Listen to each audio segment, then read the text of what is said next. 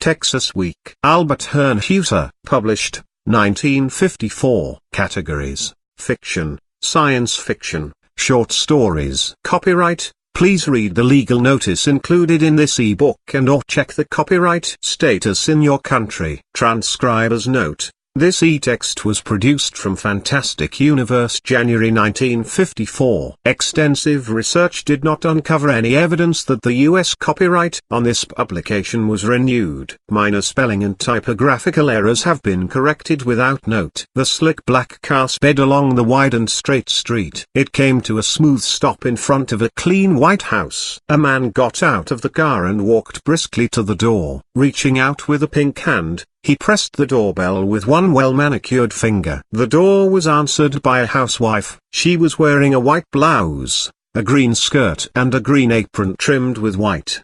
Her feet were tucked into orange slippers. Her blonde hair was done up in a neat bun. She was dressed as the government had ordered for that week. The man said, "You are Mrs. Christopher Nest?" There was a trace of anxiety in her voice as she answered, "Yes." "And you area broken bar?" "My name is Maxwell Hanstark. As you may already know, I am the official psychiatrist for this district. My appointment will last until the end of this year." Mrs. Nest invited him in. They stepped into a clean living room. At one end was the television set. At the other end were several chairs. There was nothing between the set and the chairs except a large grey rug which stretched from wall to wall. They walked to the chairs and sat down. "Now, just what is the matter with your husband, Mrs. Nest?" Mrs. Nest reached into a large bowl and absently picked up a piece of stale popcorn. She daintily placed it in her mouth and chewed thoughtfully before she answered, "I wish I knew. All he does all day long is sit in the backyard and stare at the grass. He insists that he is standing on top of a cliff." Hanstark took out a small pad and a short ballpoint pen. He wrote something down before he spoke again. "Is he violent? Did he get angry when you told him there was no cliff?" Mrs. Nest was silent for a moment. A second piece of popcorn joined the first. Hanstark's pen was poised above the pad. "Number. He didn't get violent." Hanstark wrote as he asked the next question. "Just what was his reaction?" "He said I must be crazy." "Were those his exact words?" "Number. He said that I was a," she thought for a moment, "a loco." "Yes,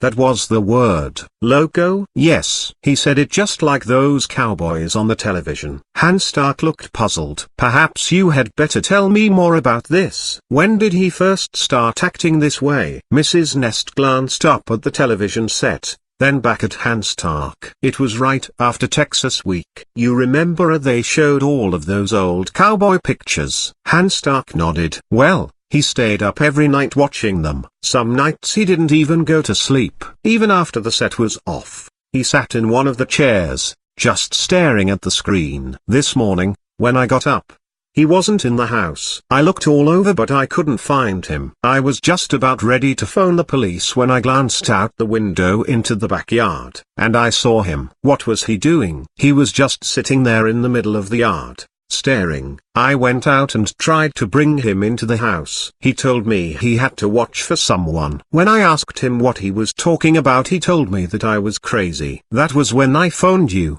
Mr. Hanstark." "A very wise move, Mrs. Nest." "And would you show me where your husband is right now?" She nodded her head and they both got up from the chairs. They walked through the dining room and kitchen. On the back porch Hanstark came to a halt. "You'd better stay here, Mrs. Nest." He walked to the door and opened it. "Mr. Hanstark," Mrs. Nest called. Hanstark turned and saw her standing next to the automatic washing machine. "Yes, please be careful." Hanstark smiled. "I shall be, Mrs. Nest." He walked out the door and down 3 concrete steps. Looking a little to his right, he saw a man squatted on his heels. He walked up to the man. "You are Mr. Christopher Nest?" The man looked up and stared for a moment at Hanstark. "Yep," he answered. Then he turned and stared at the grass again. "And may I ask you what you are doing?" Nest answered without looking up. "Guarding the pass." Hanstark scribbled something in his notebook. "And why are you guarding the pass?" Nest rose to his feet and stared down at Hanstark. "Just what are you asking all of these questions for, stranger?" Hanstark saw Nest was bigger than he and decided to play along for a while. After all, Strategy A broken bar. I'm just interested in your welfare, Mr. Nest. Nest shrugged his shoulders. He reached into his shirt pocket and pulled out a sack of tobacco and some paper. Holding a piece of paper in one hand, he carefully poured a little tobacco onto it. In one quick movement he rolled the paper and tobacco into a perfect cylinder. He put the sack of tobacco and paper back into his pocket and took out a wooden kitchen match. He scraped it to life on the sole of his shoe and applied the flame to the tip of the cigarette. He puffed it into life and threw the match away. It burned for a few moments in the moist grass, then went out. A thin trail of smoke rose from it,